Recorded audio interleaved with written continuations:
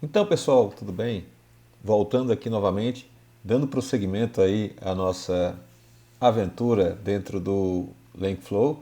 E aí, nesse segundo vídeo, nós vamos conhecer a interface gráfica do LangFlow e ver alguns detalhes interessantes que são interessantes que você aprenda, são importantes que você conheça nesse processo aí de aprendizagem, tá bom?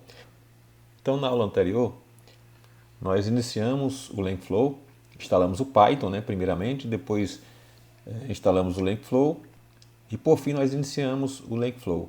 Na tela inicial do LangFlow, que nós temos aí apresentada para vocês nesse momento, e nessa tela inicial nós temos algumas características interessantes que a gente precisa compreender. Quando você abre o LangFlow pela primeira vez, você tem um espaço em branco, né, a área das collections, né, e aí tem uma pastazinha para você guardar os seus projetos, seriam as pastas, os folders, né, as pastas dos projetos.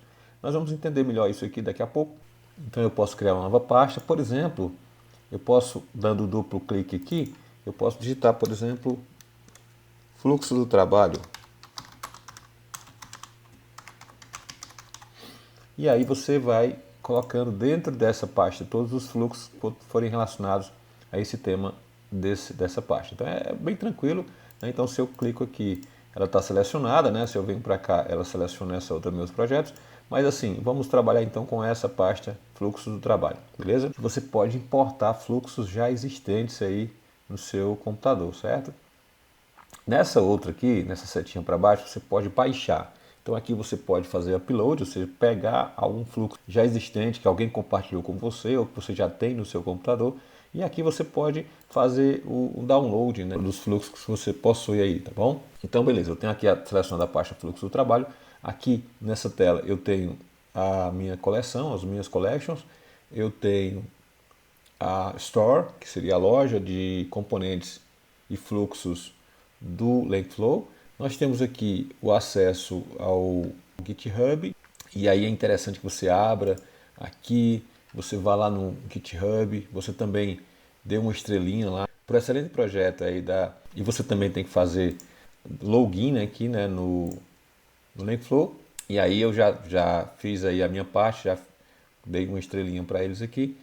Voltando aqui para o LangFlow, né, ele tem aí as outras redes sociais, inclusive a comunidade no Discord, e você tem a opção também de torná-lo no modo escuro, transformar ele no modo escuro, ou voltar para o modo claro. Então, veja bem, eu prefiro trabalhar no modo escuro por conta da questão visual mesmo, mas para vídeos eu percebi que o modo claro fica mais interessante, né? Por isso, me desculpem aí se estiver atrapalhando essa parte aí da visualização no modo claro, mas é porque eu percebi que a imagem fica melhor para gravação de vídeo no modo claro. Então voltando aqui para o modo claro, opa, voltei para o modo claro. Aqui nós temos todos os lembretes, todas as ocorrências que você está fazendo aqui, tudo que você fizer, é tipo um log de tudo que você vai estar fazendo aqui no seu LangFlow, certo? Aqui é o usuário, certo? No usuário você tem as configurações e aí você pode escolher um ícone para representá-lo aqui no perfil do usuário, certo? E tem essa Store API Key. Essa API Key ela é interessante porque para você entrar na loja de componentes você precisa ter ela. Como é que eu faço então para acessar, para conseguir aqui a API Key do LangFlow? Simples, eu vou aqui ó, nesse site aqui do LangFlow e aí eu entro aqui em Settings e nós temos aqui ó, API Key. Aí você vai gerar a API Key totalmente gratuita, né? Você vai copiar o código, eu não vou abrir aqui, né? Mas você vai copiar o código, vai aparecer a opção para copiar e aí você vem aqui no LangFlow e cola aqui dentro, beleza? E aí depois você dá um save aí para ele salvar o API Key. Somente dessa forma você vai ter acesso aí à loja de componentes e de fluxos do LangFlow. Então, beleza. Ok, então tranquilo, aqui tem algumas informações de forma geral. Nós temos também algumas variáveis globais que a gente vai estar criando lá, né, dos, das APIs dos modelos, por exemplo. Aqui é o API do LangFlow, né, que você pode também integrar o LangFlow em outras ferramentas, a gente vai ver isso discutir em outros momentos. shortcuts, são teclas e atalhos que você pode usar dentro do LangFlow. Inclusive você pode alterar, certo? Você pode resetar aqui e alterar essas teclas e atalhos da forma como você achar mais interessante. Algumas mensagens que são geradas dentro dos fluxos ali, quando você pede para gerar alguma coisa no prompt do LangFlow, ele vai gerar essas mensagens aí. Isso é interessante, a gente tem, é como se fosse um log de todas as mensagens que foram geradas. Se você instalou do zero o LangFlow, então essas mensagens aí não vão aparecer, é porque eu já tinha o LangFlow instalado, já instalei novamente, mas eu já tinha executado algumas funções aqui dentro do LangFlow. Para voltar para onde a gente estava antes, eu vou clicar aqui. Sim, e agora a gente vai dar uma olhadinha na Store, né, na loja de componentes. Quando eu clico aqui, ele vai abrir aqui a loja de componentes. Obviamente, como eu já falei, para fazer isso você tem que ter a API Key, né, configurada lá, certo? Da forma como eu expliquei. E aí a gente já tem uma série de componentes prontos, inclusive se a gente for aqui, já tem fluxos prontos. Você pode reutilizá-los e fazer suas adaptações para poder você trabalhar. Por exemplo, aqui tem uma explicação. Eles faça perguntas sobre textos e links de uma determinada URL. Então você vai colocar uma URL de um site e você vai poder fazer perguntas sobre o conteúdo dessa URL. Isso é bem interessante, né? Então você veja que existem vários, né? Tem esse componente, por exemplo, para agentes, né? Tem vários, tem componentes para RAG, e a gente, se você não sabe o que é, a gente vai explicar em outro momento. Tem componentes para trabalhar com PDFs, para você poder conversar com PDFs. Tem componentes para trabalhar com links do YouTube. São vários fluxos diferentes aí que você pode reutilizar. Além dos fluxos, nós temos os componentes, né? Então também são muitos componentes. E também, inclusive, eu já disponibilizei alguns componentes para cá, para a loja, já compartilhei para a loja também, bem interessantes também, depois a gente vai falar sobre eles. Vamos voltar para os fluxos, porque eu quero explicar para vocês como é que faz para reutilizar um fluxo desse. Eu vou abrir aqui nos fluxos novamente, vou pegar um fluxo básico, né, um prompt básico aqui, então eu vou fazer o seguinte, eu posso dar um like aqui e vou instalar localmente. Ele vai fazer a instalação localmente, beleza. Ele já apareceu aqui embaixo, né? Fluxo instalado com sucesso. Eu venho para cá, veja que aqui, ó, nessa parte aqui onde eu tenho os meus fluxos, e aí eu tenho um fluxo aqui, certo? Ah, mas aqui ele foi criado em meus projetos, eu queria em fluxo do trabalho. Então eu vou e arrasto e coloco aqui dentro. Beleza, agora ele está dentro do fluxo do trabalho. Bom, para poder executar esse fluxo, eu vou clicar em cima dele e ele já vai abrir aqui, certo? Então, qual é a função desse fluxo que a gente acabou de abrir? Tem um componente text input, né? Ou seja, você vai digitar alguma coisa nele. Tem um componente chat input. Tem um modelo de LLM, né? Que no caso é OpenAI. E tem um chat output, onde vai sair o resultado da tua interação com a LLM, certo? Então aqui, beleza. É simples, né? Os componentes vão estar todos aqui do lado. Você tem componentes de entrada, componentes de saída, você tem prompts, você tem data, que é a parte de trabalhar com arquivos, com diretórios, com dados de uma forma geral. Tem modelos, né?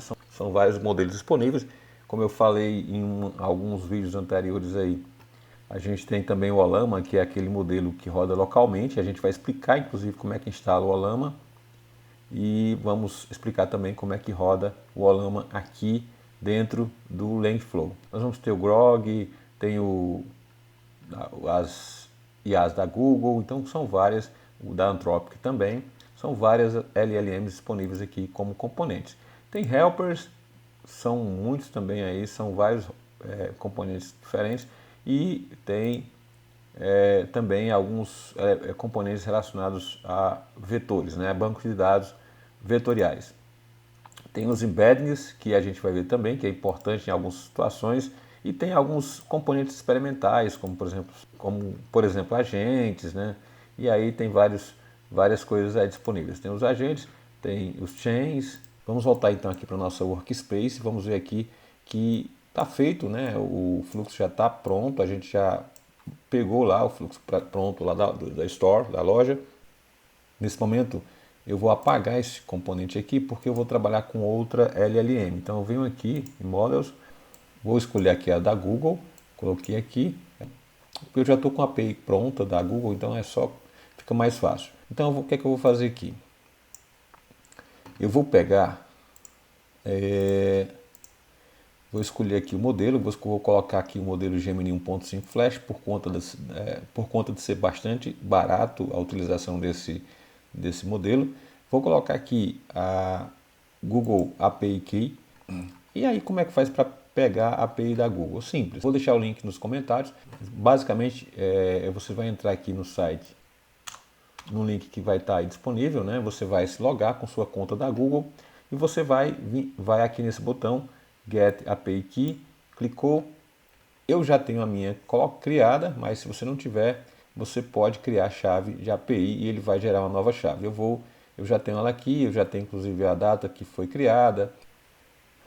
Se eu quiser copiar, é só clicar em cima e copiar. Aí eu volto aqui para o Lenflow e aí eu faço o seguinte: eu posso adicionar uma nova variável. Por que é importante você adicionar quando você pega lá a API do Google ou de qualquer outra API, você vem adicionar nova variável, porque já fica salvo no sistema. Aí quando você for usar o fluxo novamente, você não precisa estar digitando a API novamente, né? Então já vai estar salvo lá. Então eu vou criar uma variável para armazenar essa API. Então eu posso colocar aqui API, eu vou colocar teste aqui porque eu vou apagar logo em seguida. Eu vou colar porque eu já tenho ela aqui, então eu não vou. Então eu vou colar aqui a API lá que eu copiei lá no site da Google. Logicamente a API é única, então eu vou gerar já uma nova API, porque ela não pode ser compartilhada a API com outras pessoas, ok? Save variable e ela vai estar aqui, pronto. Aí quando você for escolher a API, você vem aqui e aí você escolhe a API que você definiu lá, ok? Então beleza, agora é só fazer as conexões, certo? Veja que o input, né, nessas conexões aqui, nesses nós aqui a gente tem as compatibilidades e componentes. Então nós temos aqui, por exemplo, nesse caso aqui, quais são os componentes que vão poder ser conectados, e dentre eles você vê que tem um input aqui, ó. Input, tem utilities, tem vários componentes que você pode conectar. Então nesse caso eu venho aqui, arrasto e conecta aqui o nozinho com o input, e agora veja que aqui são componentes diferentes. A gente vai explicar sobre cada componente nos próximos vídeos. A ideia aqui é a gente entender de uma forma geral. E eu tenho uma saída, né, que é o chat output. Aqui eu tenho o chat output. Então se a gente passar a setinha do mouse aqui, a gente vai ver que ele também ele tem uma série de compatibilidades, né? E a gente vai conectar então a saída do texto aqui ao texto aqui, ok? Então vou arrastar e soltar. Beleza, já está conectado. Então já tem um text input aqui de entrada. Vou colocar aqui, por exemplo. Então eu coloquei aqui no texto: crie uma canção que exalte as ferramentas de inteligência artificial. Ele vai passar aqui pelo modelo, né? Ele vai dar entrada no modelo. O modelo Gemini 1.5 Flash vai executar essa entrada e ele vai dar saída aqui, certo? Eu posso executar componente por componente. Se eu clicar aqui, ele vai executar apenas esse componente, não vai dar saída nenhuma. Eu posso vir para cá e executar esse componente, então ele vai executar esse aqui e depois esse aqui. Então, nesse caso, ele vai executar os dois, né, por conta do fluxo. Mas se eu quiser executar todo o fluxo, obviamente eu venho para cá. Ele vai executar primeiro, depois vai vir para cá e agora ele vai executar isso aqui e ele vai dar uma saída.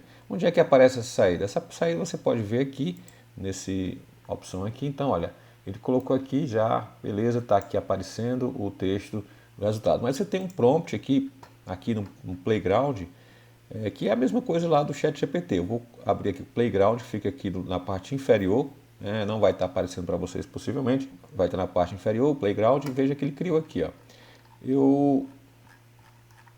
Veja que ele criou aqui uma música legal, interessante, né? No reino digital, onde a mente se expande, a inteligência artificial, a revolução que comanda, algoritmos complexos que aprendem e evoluem, desvendando mistérios que antes só sonhávamos. Aí tem um refrãozinho, legalzinho, bom demais. Então é isso, cara, sensacional, né? Tem aí a geração da música que a gente pediu lá no teste input, né? Beleza, gerou direitinho. Então é isso, né? Esses são os componentes iniciais, assim, essas são as informações iniciais que a gente tem que passar para vocês. Lembrando um detalhe aqui, por exemplo, Cada componente nós temos uma opção para você ver o código, né? Aqui nesse botão, quando você clica em cima, quando você seleciona o componente, você vem aqui, você consegue ver o código. Inclusive, se você conhecer Python, você pode fazer suas modificações aí sem problema nenhum, né? Dentro do código. A parte de configurações avançadas. Avançadas você tem aí algumas configurações que você pode também fazer. A gente vai fazer algumas aí ao longo dos nossos momentos. Aqui é para você congelar o componente. Isso é interessante em alguns momentos. Por exemplo, se eu quisesse gerar a saída novamente, só que eu não, mas eu não quero, por exemplo, é só um teste, né?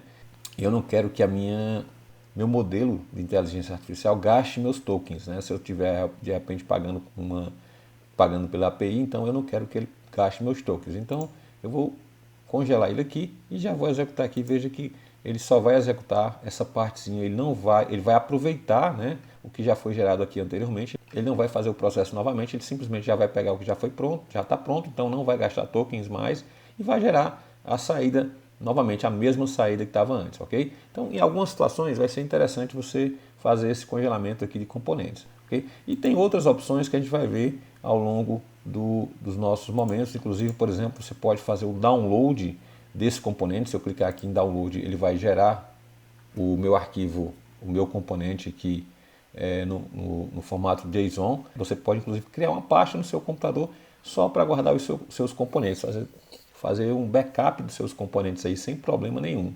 Então é isso, pessoal. Um abraço para vocês e até o próximo momento que a gente tem aí. A gente vai começar a avançar um pouco mais usando os fluxos aqui dentro do LangFlow, tá bom? Um abraço para vocês e até o próximo vídeo. Valeu, pessoal!